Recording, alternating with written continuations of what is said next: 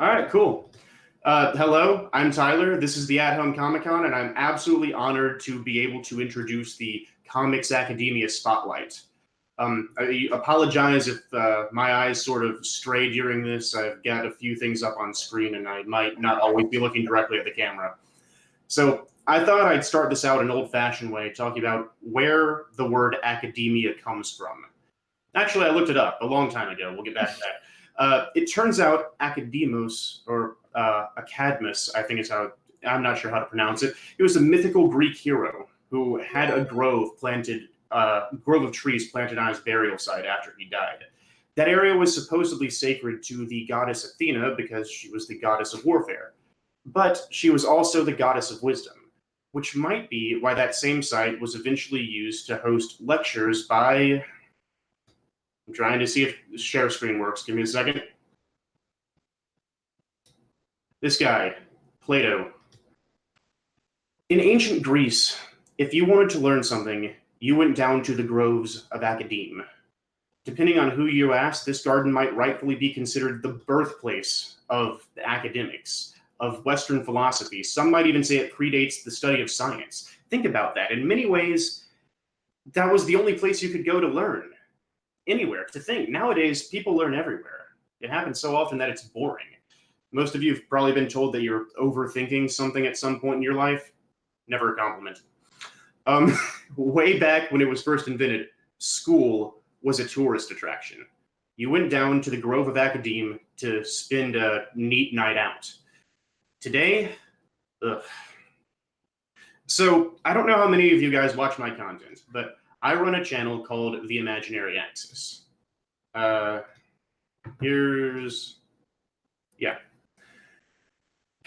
And in it, I dabble in answering some very silly questions, often comic book related. How fast is the Flash? How strong is the Hulk? Darkseid is not a god, he's worse. So when I found out I was going to be doing a Comics Academia panel, I recognized that this actually fit me pretty well. But while most of my colleagues today will probably be covering a few comic book topics, I wanted to talk about something more broad than that. I wanted to discuss why we ask such silly questions and why they're more important than you might realize. You see, I'm of the opinion that everyone on this stream is a natural-born philosopher and scientist. In fact, everyone watching this stream is a philosopher and scientist. Everyone in the world is. If you've ever seen a 2-year-old in action, you know what I'm talking about. Without parental supervision, they're just looking everywhere, they touch everything, they're going places they shouldn't, they'll ask tons of questions all day because as humans, we're naturally inquisitive. That's why crayons are non-toxic. But for a lot of us, something happens to that learning drive as we get older, and that concerns me. Gone are the days when we would go down to the groves of academe for our own entertainment. Today, we fall asleep in lecture halls. I honestly think a lot of it has to do with the way education works nowadays. When you're given work in a classroom, it can feel like you're just doing jumping jacks. You're solving a lot of problems with no clear reason other than to get the grade. You're learning rules you don't care about because they might be vaguely useful in the future. It breaks people down and convinces them that a subject is boring. So my job, what I do, is I sort of sneak in through your YouTube feed when you're not expecting it and try to convince you those subjects are actually fun. You just don't realize it yet. I'm a counter-argument, and comic books are a great vehicle for that. Let's say you're interested in The Flash, for example. Okay?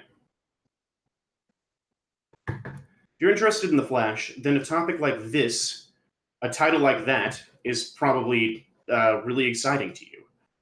But, sorry, one second. Some technical difficulties. A title like this probably gets you pretty excited. But the secret title of the video is this, and this, and this. You see, because that's how academia works. All the subjects are actually pretty connected, and anything can be interesting. You just have to know how to say it, and you have to know who you're talking to.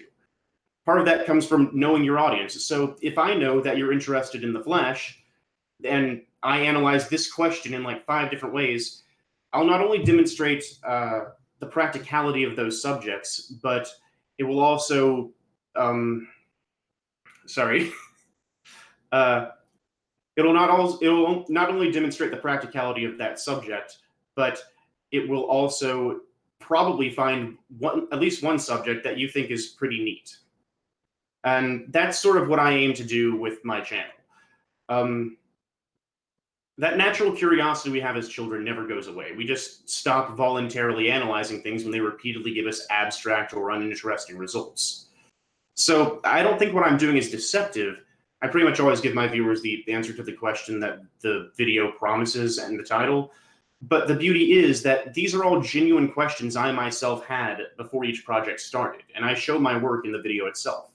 None of them are setups where I've just known the answer forever and decided to set the record straight. Even if we're talking about something that I kind of already know a lot about, I start back at the beginning as if I knew nothing, and I relearn my way up, because I'll often find things that I didn't know the last time I did research on it. See, what I did here is I got a silly question in my head, and I decided to pursue it until I was satisfied. And that resulted in me learning a lot of different things. More people should do this. Overthinking is underrated. I was actually talking to a friend of mine the other day about the Industrial Revolution. It just happened, don't worry about it. But he told me essentially, yeah, we learned about that in school a long time ago, but I don't really remember anything about it. It wasn't very interesting. And that's a shame, because the Industrial Revolution is unironically a very important part of history. Studying history is important. I'd like to think that I'm fairly read on the Industrial Revolution, but that's not because I was paying attention in history class. I wasn't. It's because I really wanted to know how the Black Panther's home country, Wakanda, kept itself hidden from the world for so long. Seriously, it was eating at me. Is it possible for an isolationist tribe to survive for that long completely on their own in that region of Africa? What are the implications of a 21st century Earth nation being so much more technologically advanced than everyone else? Is it possible for real Earth to have a utopia hidden under our noses that we don't know about? Well, it turns out the answer to all those questions is the Industrial Revolution, weirdly enough. Let me show you what I mean. Yeah.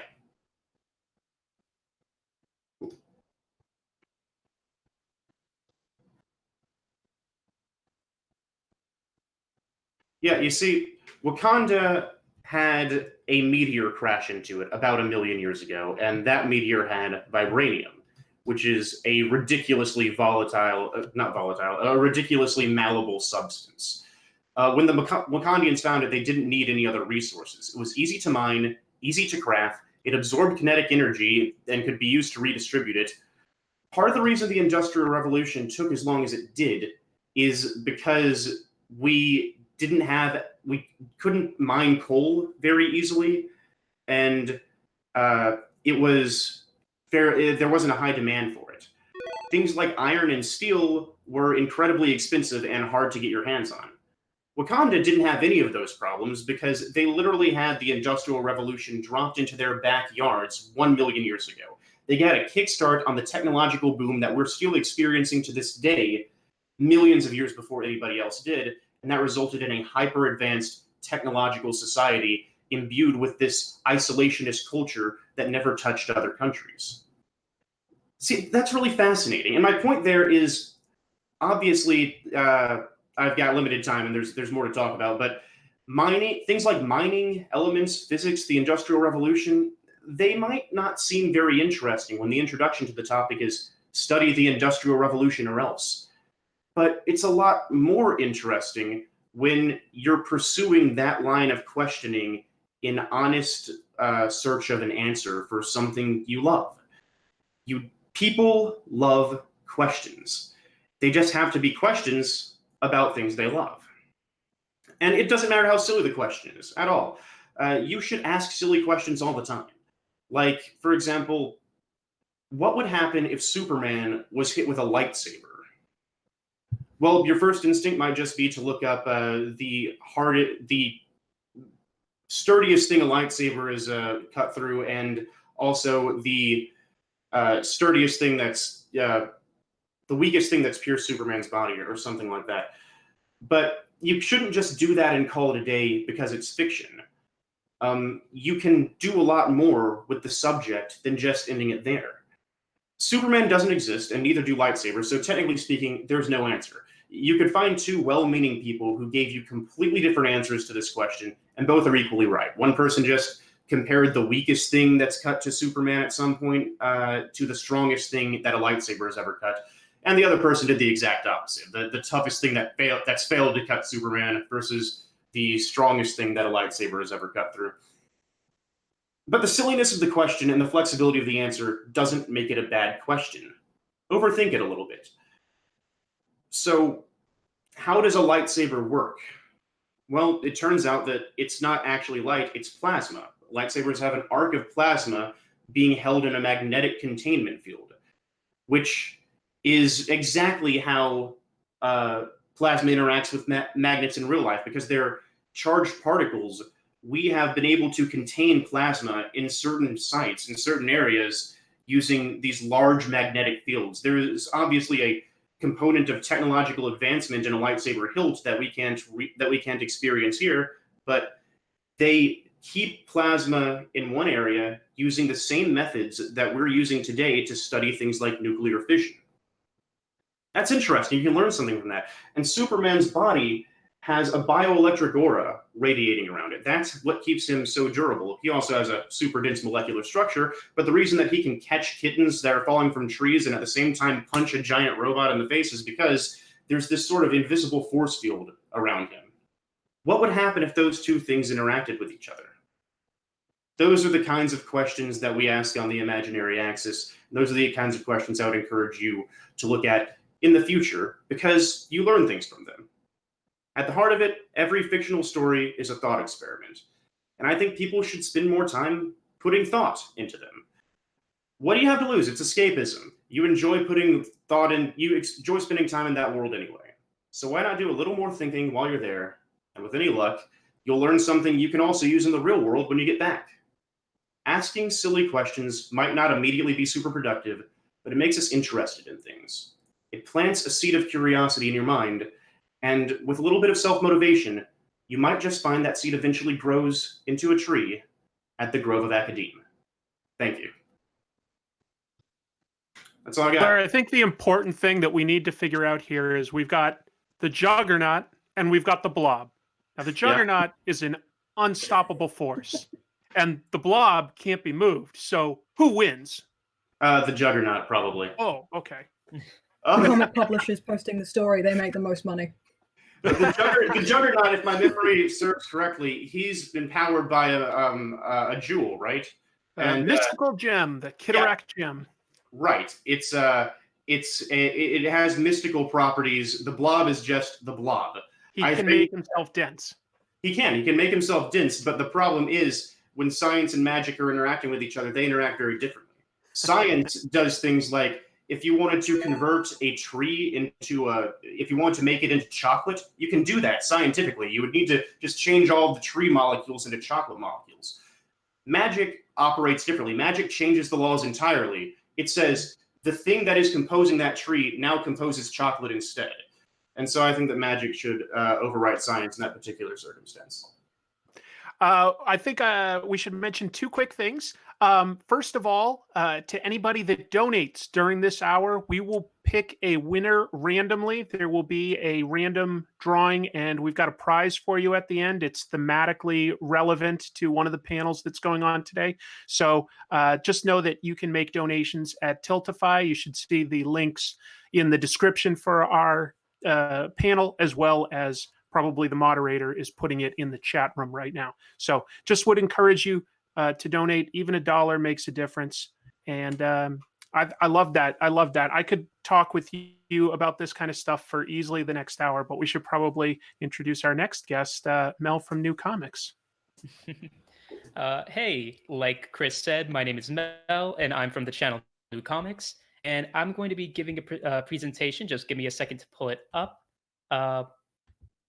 And Should be there. Great. Yeah.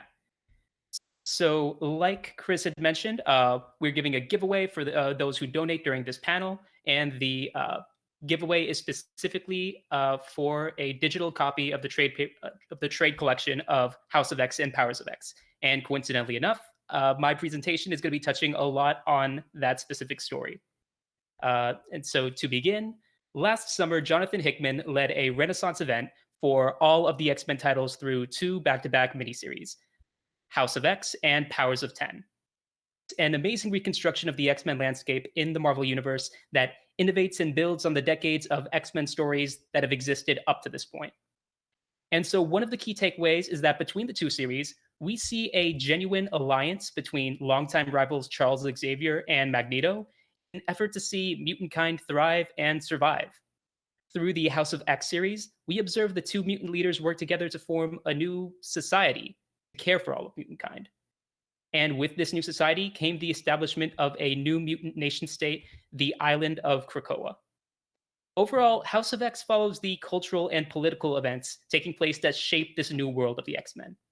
Meanwhile, the Powers of X, or Powers of 10 series, takes a far more macro-scaled view of mutant kind by following the scattered history of the new nation of Krakoa through its past, present, and future. I've omitted a lot from both of these stories, but just giving the general information needed to follow along with this presentation, as well as what the X-Men have been up to these past few months. However, transitioning from the story to the writer, I think that Jonathan Hickman's storytelling style over the years is also worth talking about. Anybody who's picked up a few issues of Hickman's X-Men work so far has definitely noticed the writer's commitment to fleshing out the world of the X-Men right now. From designing maps of the mutant nation state of Krakoa with clearly defined districts, to fictional newsletters that are meant to better characterize the world's inhabitants.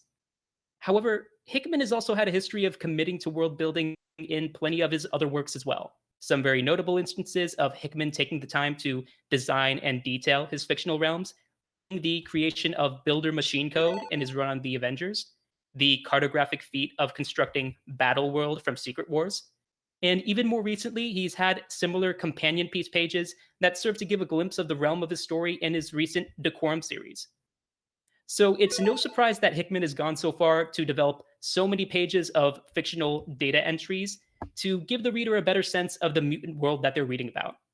However, there is one facet of Hickman's new world of the X-Men that I believe stands out over all the rest: the language of Krakoa.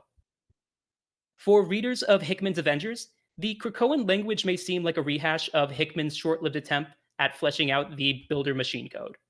But I believe that comparing these 2 alphabets is a bit more like comparing apples to oranges. While they share similar aesthetic characteristics, diegetic rules serve vastly different purposes. Now, the original script of House of X does describe the Krakoan being a bit more of a font rather than anything else, since really all it's doing is swapping out letters from our regular alphabet with these new symbols. However, the in-story explanation for Krakoan is that it is indeed a new alphabet with unique symbols, phonology, syntax, and grammar, unlike any other human language. Now, clearly Hickman has gone through a lot of work to design and explain the function of this entirely ancillary facet of his story's lore. However, do believe it's worth asking why Hickman made the conscious decision of creating this pseudo-language in the first place. Hickman's use of Krakoan in both the narrative and the composition of each X-Men issue suggests the idea that the Krakoan language is meant to be far more than just a charming aesthetic that suits the new mutant society. Graphically, Krakoan is introduced to the reader through its presence on the X-Men title pages to present both the name of each series and its issue number, as well as in the final pages teasing the next issue's core themes. Meanwhile, the language of Krakoan is introduced to the reader in a more explanatory form within the very first issue of House of X, as Magneto briefly monologues on the authority and cultural significance that this new language is meant to have. Once we're well within the mutant lore and history of Hickman's new world for us, we're finally privy to the diegetic origin of the Krakoan language, as Xavier tasks the mutant Cypher with the grand feat of working with the living island of Krakoa to design a new written language that suits all of mutant kind. In each of these instances, from the subtle to the explicit, Hickman is clearly playing up the impact that this new language is meant to have. And while it's one thing to suggest that Krakoan matters, I think it's far more fair to explore the reasons why it matters as well. Now, an immediate answer as to why Krakoan matters as a language is because it helps accentuate the split between mutant and human society. Many of the mutant characters throughout the series make frequent remarks about how they need to shed the lifestyles, philosophies, and mindsets they were taught under mankind in order to better embrace their new mutant renaissance of Pax Krakoa. And as of late, we've seen that the citizens of Krakoa have formed their own systems of government, their own traditions, and their own rituals as well. But it's important to recognize that before they could form these identifying characteristics of their culture, they felt a need to develop their own language first. In Hickman's very first issue of the New Mutant Culture, Magneto defends the creation of Krakoa, the foundation of any distinct culture. And we can see that Xavier shares these similar sentiments by way of how he tasks Cypher with designing this new language an entire year before announcing his plan for the New Mutant Society. Now, this idea that unique language is necessary for unique culture, this is in fact a theory held and developed most famously by the 15th century linguist and humanist Antonio Nebrija in his book Grammar of the Castilian Language. Now, Nebrija's grammar book was the first publication to catalog and codify any Romance language following the fall of Rome. Up to this point, most of the Romance languages were more considered as casual vernaculars of Latin, rather than full-fledged and independent languages on their own. So at the time, many would question why Nebrija had dedicated himself so wholeheartedly to caring about language. One of these critics being the famed Spanish queen, Isabella I. And so, in an attempt to win the favor of not only the queen, but of any skeptic who was critical of his endeavor, Nebrija presents his reader with a prologue, wherein he presents a new historiographical framework, a new way of looking at history. Nebrija proposes that instead of looking at history as the rise and fall of political powers, that we should also consider thinking of history as the rise and fall of languages as well. Nebrija justifies this framework in his very first sentence, when he delivers his most famous line, I find one thing and come to conclusion most certain, that always language was the companion of empire, and followed it such that together they began, grew, and flourished, and later together they fell. Now, to defend this idea of thinking of history as the growth and development of language, Nebrija refers to three cultures who have shaped much of Renaissance Europe up to this point, following their beginnings, heights, and declines through their languages: Hebrew of the Israelites, Ionic Greek of classical antiquity, and Latin under the Roman Empire. Nebrija attributes the landmark rise of each culture to the composition of some literary work. From the Hebrew language, he marks Moses scribing the Ten Commandments. For classical Greek, he refers to Homer and his mythologic retelling of the Trojan War through the Iliad. And under Latin, he presents Livius Andronicus, the first Latin playwright and father of all of Latin literature. And he justifies these as the beginning landmarks for how each work served to either encourage or emphasize a sense of unity and community for each of their respective cultures. For the era of flourishment, Nebrija cites a blossom in each culture's literature, from the artistic boom of Hebrew, the scientific and philosophical explorations of Greek, or the dramatic and historiographic fascinations of Latin. And for each culture's decline, Nebrija doesn't cite any specific event that led to their falls, but does note that each culture never quite recovered and spoke an entirely unified language as before. Overall, Nebrija's argument is that for any nation, culture, or society to thrive throughout history and truly make a legacy for itself, there needs to be some manifestation of designed and unified language. And to tie the discussion back to Hickman's X-Men, throughout the Powers of X series, we learn from the first-hand accounts of dozens of timelines that mutant kind is almost destined to fight an uphill battle against history. Homo Superior never gets to reach an era of Pax Krakoa before Charles Xavier and Magneto decide to coordinate their efforts and work together. And now that we're several months into this new world of the Dawn of X, we can see the amazing strides in culture that the island is making. I think it's important to recognize that none of this would have been possible without the symbolic power that comes with a unique and unified language of Krakoan. And so to end this presentation, I wanted to leave you all with this quote from the final page of House of X #1. I have a new word for the lexicon of man, Krakoa.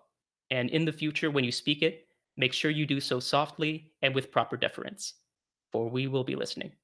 Thank you. That's amazing. Yeah, well Thank done. you, Mel. Brilliant. House of X Powers of 10 was one of my favorite books out of like sort of mainstream superhero stuff. And I love Hickman's world building, but thank you for taking it to another level. As somebody that had to learn Latin in high school and never really found a tremendous use for it, I did appreciate being able to relate to this presentation. You know, I think the argument that was made about the connection between culture and language itself was accurate. I think history would show that oftentimes the two sort of rise and fall together. I mean, not that there aren't languages that we use today that aren't necessarily indicative of like Latin, for example, is still used in things like science. But aside from those, yeah, I think that the conclusion was pretty spot on.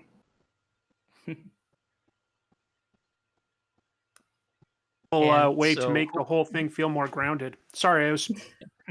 No, it's all right. I was just gonna remind the chat, our audience viewers, that donating, they will win the chance to read this same story that I had just talked about and went in depth about with its language, House of X and Powers of 10.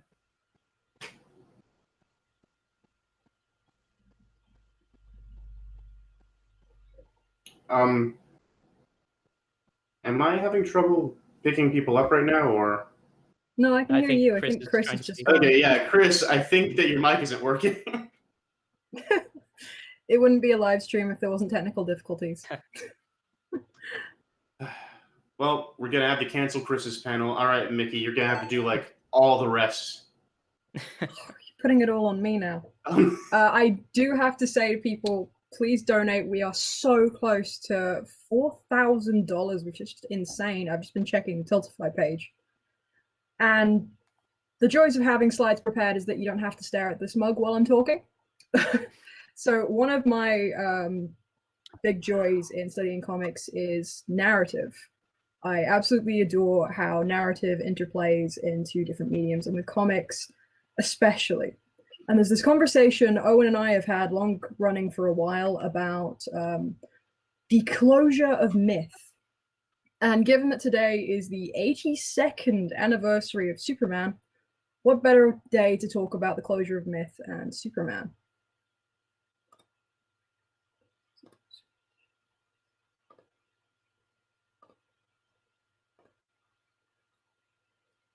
There we go. I'm hoping it worked.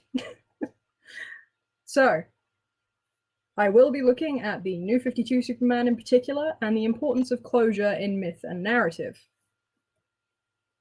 So, Superman is a character that has endured for over 70 years, 80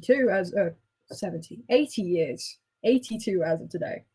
Due to the timeless nature of his origin and values, the character has continued to endure.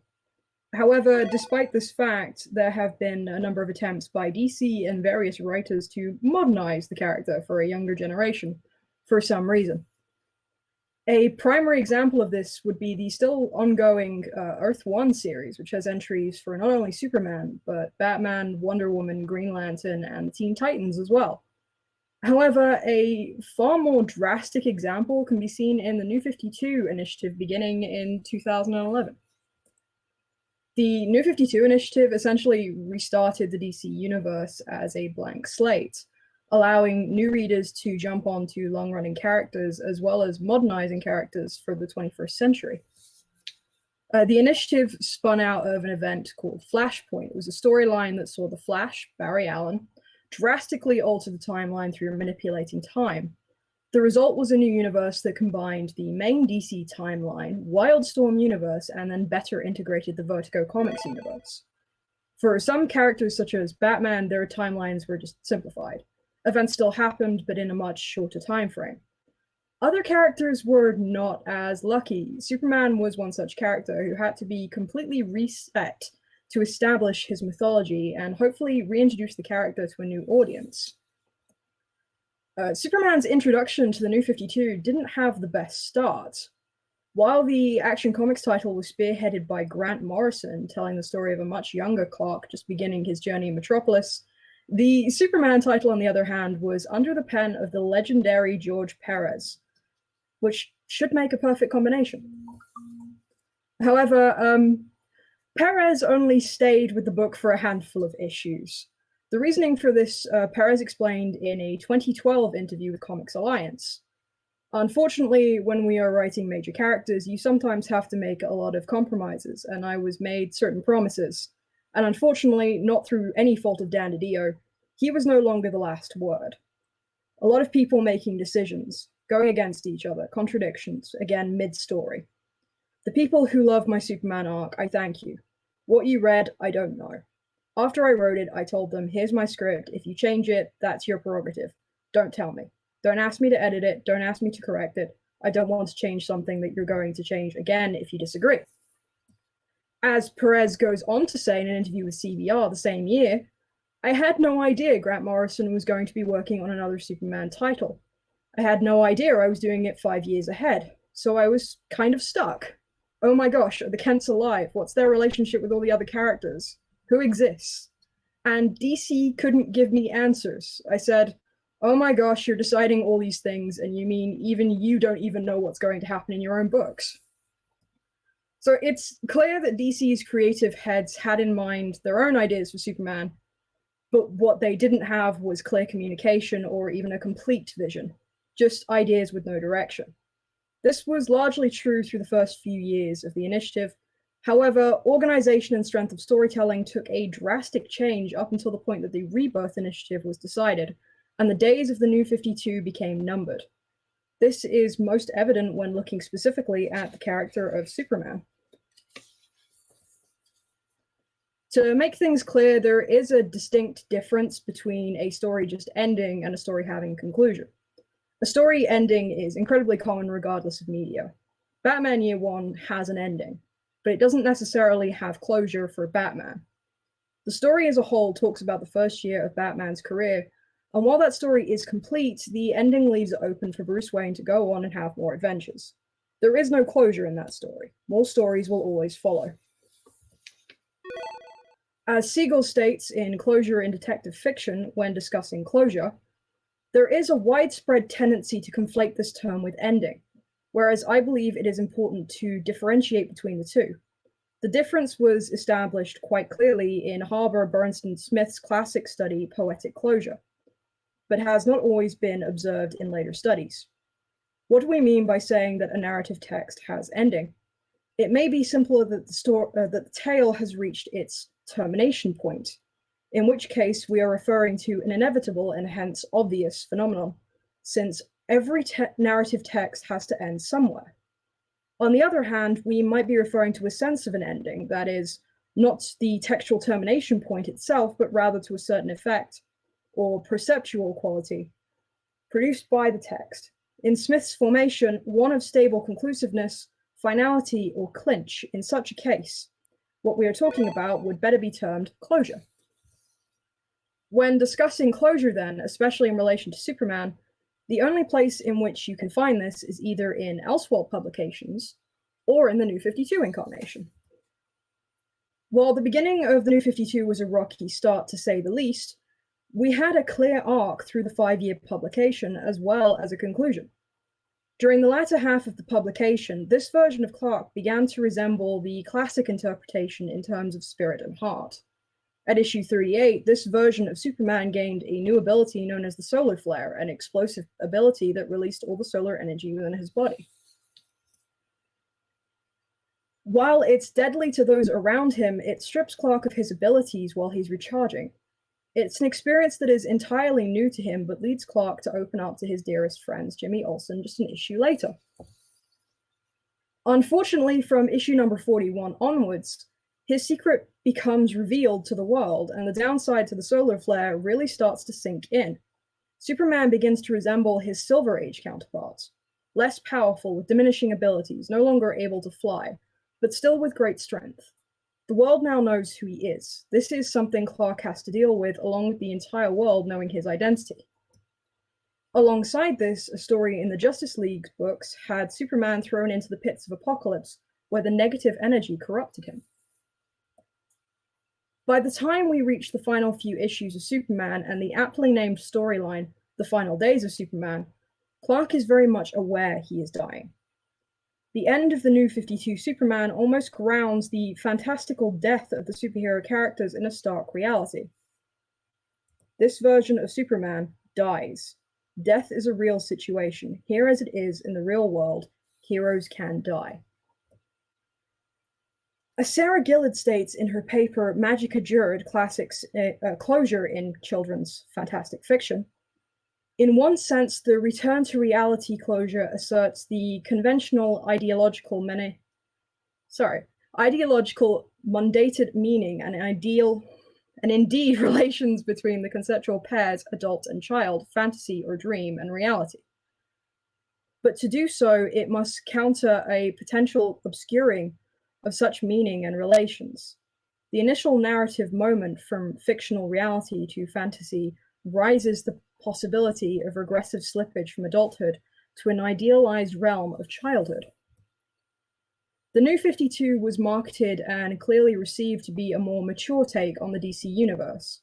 Events such as Future's End certainly showed this, and yet despite that, it's still centered around superheroes, something that is overly seen as childish given its original origin.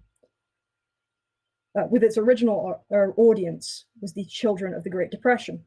With Superman being the first of these superheroes to be created, the ultimate return to reality closure would be his death. Of course, the classic Superman also died previously during the death and return of Superman in 1993. However, a key difference here is that the classic Superman not only came back to life, but the event was planned as a way to buy time before the wedding of Clark Kent and Lois Lane. The New 52 death is a permanent decision. It's one that thematically adds closure to this Clark's journey. Clark dies in his lover's arms, and in this universe is Lois Lane. In this universe is Wonder Woman. Apologies. His final moments were spent saving people he cared for, and knowing the world he loved is in safe hands. Wonder Woman and Batman are with him, while the classic and older Superman promises to take his place. This is closure for the New 52 Superman and his readers. This act of closure is continued in the one-shot Superman Rebirth #1 and the first issue of the Rebirth run, Superman #1.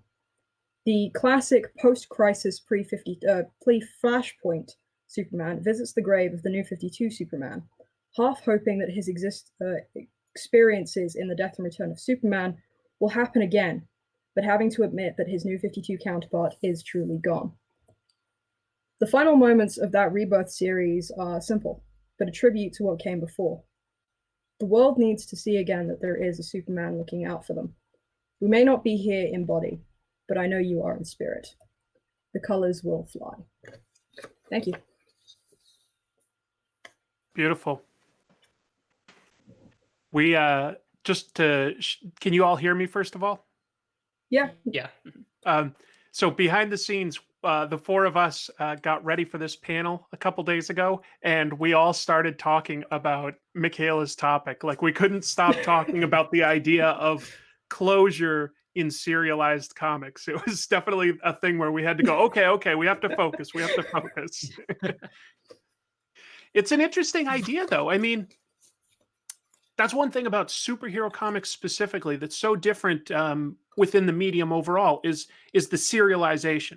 Like, how many serialized stories have lasted as long as Superman? I can't think of anything that really comes close. Yeah, no. We discussed when we were rehearsing. I think we went through some of the other like closures that we've seen through Elseworlds and other things. Right.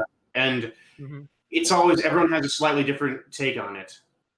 But it always does have this real way of ending on something dark and then having just hope flare up as Superman at the closure of Superman's story, which is a great representation because hope shines brightest when it's dark out, and so there's a real attempt to put a punctuation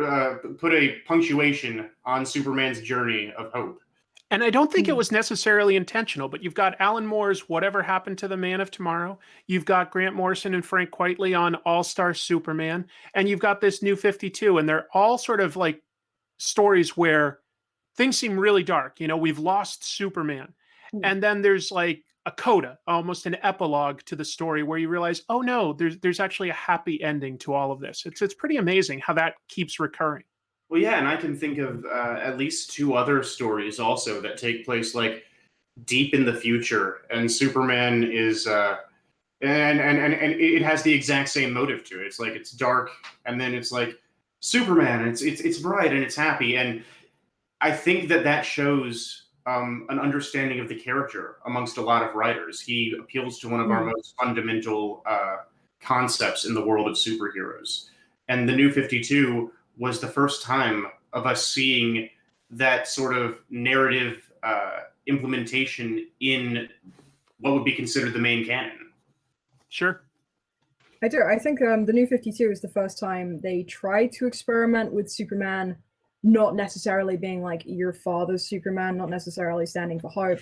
But I think the more it went on and they got to the end of it, they went, oh, wait, this is Superman. Yeah. Of course he's hopeful. I mean, even if we're going to kill him, at least he's going to save the people he loves.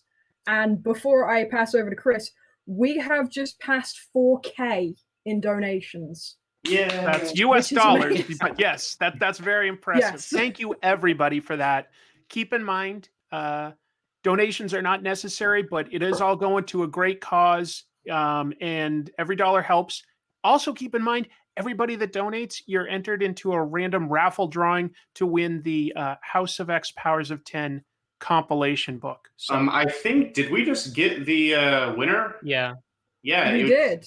A Jeremiah Kastner with 50 USD. Thank you, Jeremiah. Yeah. Congratulations. Congratulations. I'm sorry if I got your last name wrong. Yeah, you know what? Just hang up now. You can't do that to him. All right. Later, everybody. All right.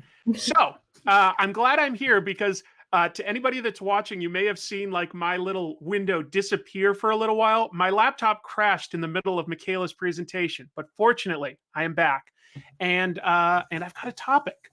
So the topic today begins, as any good comic book story does, with Jack Kirby. Now, Jack Kirby is well loved by comics fans for co-creating characters from Fantastic Four to Darkseid. But beyond creating characters, Kirby created entire comic book genres for comic books. Together with his partner, Joe Simon, they invented romance comics in 1947 with Young Romance. I list all of this to explain to newcomers just how influential Jack Kirby was on American comics. But the thing he created that I want to discuss today, let me share an image with y'all, is an idea that would become a recurring trope from the 1940s to today, the idea of the kid gang comic. All right, so switching over to this slide, the first example of a popular kid gang in comics was Young Allies, which came out in the summer of 1941. It was a team made up of 4 kids that were all friends of Bucky, Captain America's sidekick. The Human Torch's sidekick Toro also joined the team, and that made Young Allies #1 the first issue to have a crossover for Timely Comics, which would eventually become Marvel Comics. This team has some of the hallmarks of what every team to come would have, but not all of them. The trope wasn't codified yet, but it was made up of kids. It had a leader, in this case, Bucky. It had a kid who was the brains. That was Jeff, which is obvious because he had glasses. What a nerd. It had the muscle. a kid named Knuckles who was always itching for a fight. And finally, it had the comic relief, which was actually split across two kids. And the comedy here is pretty dated. The kids would call this cringy. We've got Tubby, the fat kid that's always trying to eat. And we have Whitewash Jones, their black friend. He's illustrated and written like the black characters in minstrel shows at the time were presented. He even talks about how much he loves watermelon. It is far from flattering, but it's sort of what the time was. Not trying to excuse it, but this was typical of the time. And this is, in fact, the first black character in Marvel's history. The issue was written by a very young Stan Lee. By the halfway point in this story, Toro joins the team, so it sort of has two co-leaders. Let me jump back to myself here. How do I stop sharing? With this button. We're all learning. Let's see here. Moving forward, we're going to see several examples of the kid gang, and it always has a leader, the muscles, the brains, and the comic relief. Sometimes it has a fifth member that you could call the voice of reason or the heart of the team. And most of the time, there's a sensible grown-up that oversees the gang. In these stories, Captain America and Human Torch are largely absent, just popping in for a cameo at the end. But that leads to some pretty hilarious story beats. I'd love to share this one with you. Bear with me as I pull up the images. I wish I'd presented it like Michaela and Mel did. I really like what they did. All right. Bear with me. All right. I'm just pulling up an image here. Pardon my slower presentation than some. There we go. I'm getting thumbs up from my team. All right. So I wanted to show this great story. In this first issue, the kids find themselves over in Germany and actually beat up Hitler. Through the course of Young Allies, they would also beat up all the Axis powers, including Toho and Mussolini. So that's pretty cool. Moving forward, after that, this team is chased out of a German base. And the kids find a rotting corpse. They desecrate the body to get back in. Bucky puts the human skull over his head, and Jeff paints it with his watercolor set. And then Bucky gets on Knuckles' shoulders with a trench coat, and they sneak back into the base to fight the Red Skull. So pretty hilarious. I love Golden Age comics. They would do anything they felt like. There's several interesting things about this team. The kids are all written as street-smart orphans, and some of their background may have come from Kirby's time growing up in New York tenements during the Great Depression. They were probably also influenced by the popular 1935 Broadway play, The Dead End Kids. It was about a group of homeless but street-tough kids that took care of each other during the Great Depression. The group went on to appear in movies well into the 50s. Jack Kirby and Stan Lee only worked on the first issue before Jack left for DC Comics. The book sold okay, lasting 20 issues. Ultimately, readers at the time preferred superheroes, and the four kids that teamed up with Bucky and Toro were all normal kids. On top of that, sidekicks had been created to give kids a viewpoint character to identify with. But superheroes are a power fantasy, so what kid wants to be Robin when they could be Batman? After Jack Kirby and Joe Simon left Timely to work at DC Comics, they launched two new Kid Gang comics ideas. The first to come out was the Newsboy Legion in Star Spangled Comics number 7, and it contains all the important roles that would continue to appear in more comics and therefore become a trope. The Newsboy Legion is a team of kids that sell newspapers to survive. One day they decide to steal some hardware supplies and are caught by police officer Jim Harper, who nevertheless feels bad for them and becomes their legal guardian. Unknown to the kids, Harper decides to fight extra crime after he's off duty by dressing up as the Guardian, a guy with a shield. The Newsboys decided to solve local crimes to impress Jim. They're made up of Tommy Tompkins as the leader, diminutive Scrapper was the muscles, Big Words was the team's brains, and Gabby was the comic relief, an excitable kid who just couldn't stop talking. And of course, they had Jim Harper as the responsible adult. And even though they all lived together, the kids were never quite sure if Jim was actually the Guardian. Their stories would go on for the next 5 years, proving more popular than the Young Allies. In 1970, Jack Kirby returned to DC Comics and reintroduced the Newsboy Legion in the pages of Jimmy Olsen. The new version of the Newsboy Legion were all the sons of the original team, plus new addition, Walter Johnson Jr., who preferred to be called Flippa-Dippa. He fulfilled the role of the team's scuba expert. That isn't really a trope, although you could, at a stretch, argue he fulfilled the role of the voice of reason on the team.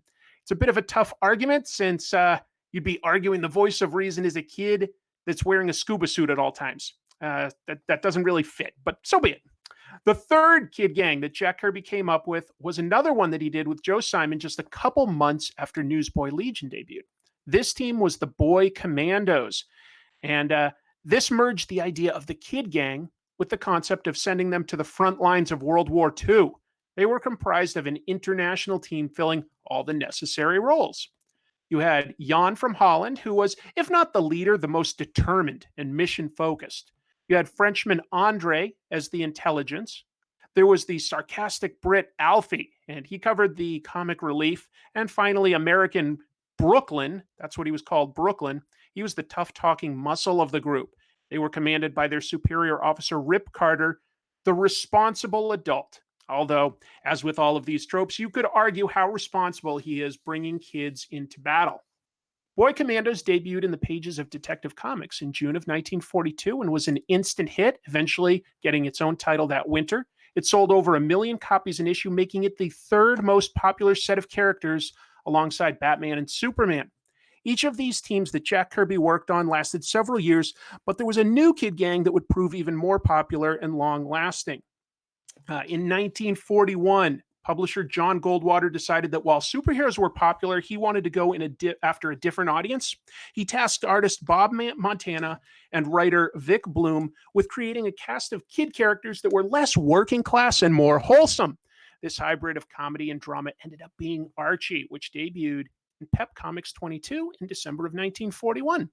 You've got an initial cast here that has Archie as the protagonist, but also the comic relief, as he frequently got in over his head with schemes to impress girls or make money.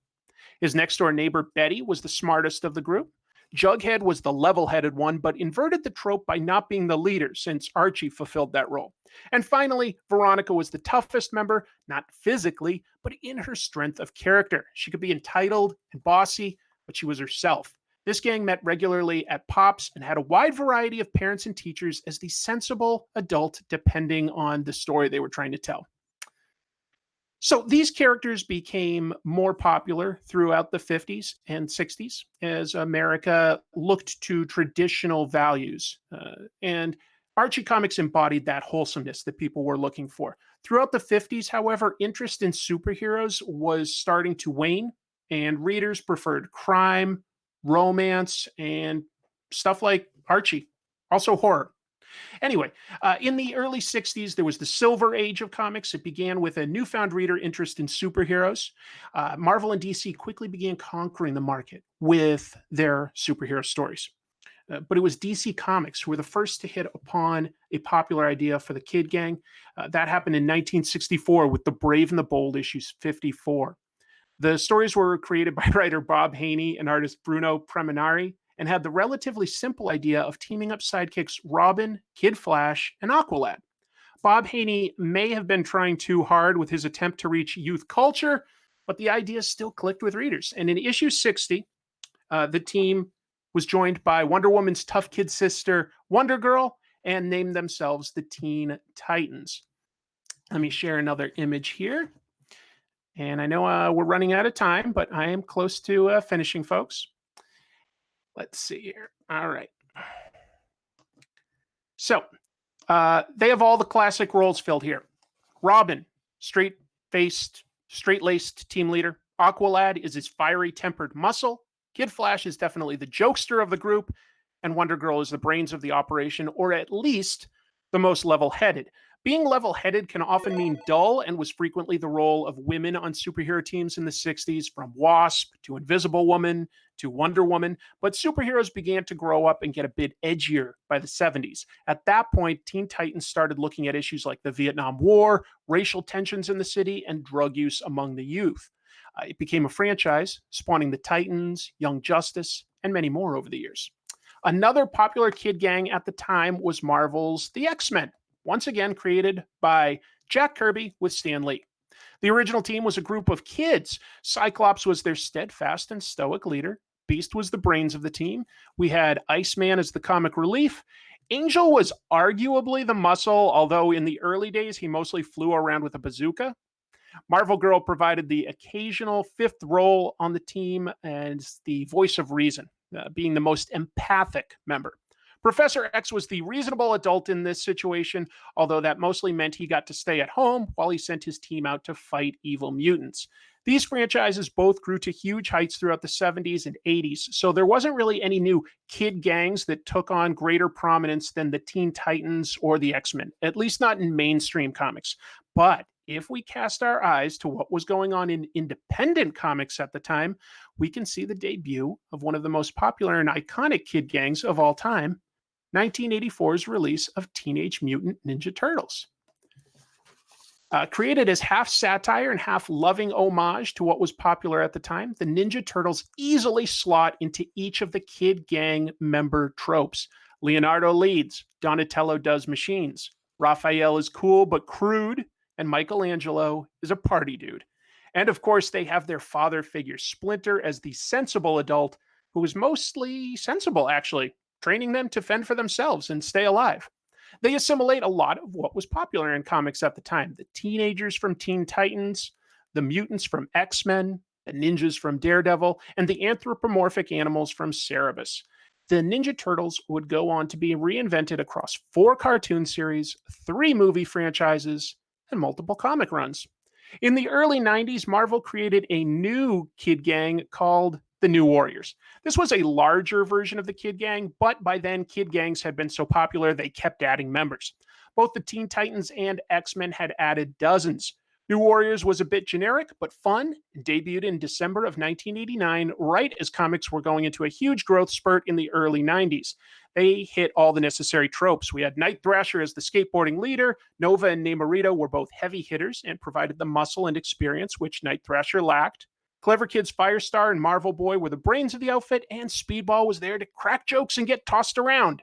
The sensible adults were Night Thrasher's legal guardians, Cord and Ty, although Ty was eventually revealed to be a villain. The trope is on shaky legs with this one, I will fully admit. Most of these teams continue to be reinvented and renewed for readers. There's been many iterations of the Teen Titans, X-Men, New Warriors, and Ninja Turtles. The Newsboy Legion even got reinvented in the pages of Superman in the 90s. But the trope of the kid gang continues into the modern age. One example is the Image Comics title Paper Girls by writer Brian K. Vaughan and artist Cliff Chiang. 4 newspaper girls become friends and allies when they're caught in a war across time by rival armies. Erin is the leader of the team, initially concerned with protecting her young sister. Mac is the muscle of the group, a true tomboy with a foul mouth. KJ is considered the smart one by her friends and fills the role of the brains. And finally, Tiffany is a motor-mouth gamer who rounds out the team as the jokester. So, why is all of this a trope? Well, it recurs again and again throughout comics for a reason. We have to have these archetypes of the characters. It creates the tension needed because each person is filling a different role. There's inherent conflict there. And on top of that, each popular kid gang reflects society at the time, from Great Depression era newspaper boys battling Nazis to newspaper girls battling bullies. The kid gang trope endures. So, looks like I finished that just in time. I would love to have had discussion time for who your favorite kid gang member is. That was impressive timing. Yeah. We are just about to head out, aren't we? Yeah. We've announced our winner left. Yeah, we gotta wrap it up. So I was going pretty fast, but I had a great time talking with everybody. We've got more on the way. What's the next panel? Let's see. Anybody know? Superman Quest for a Good Game. Yes. Oh, I love a good Okay. Superman panel. we're gonna close now, but stay tuned. Stay tuned. We're about to get the Superman Quest for a Good Game panel. A lot of great YouTubers on that one. That'll be a really fun episode. Thanks for joining us. Have a fantastic day, everybody. Bye, everyone. Bye. Stay safe. Keep reading.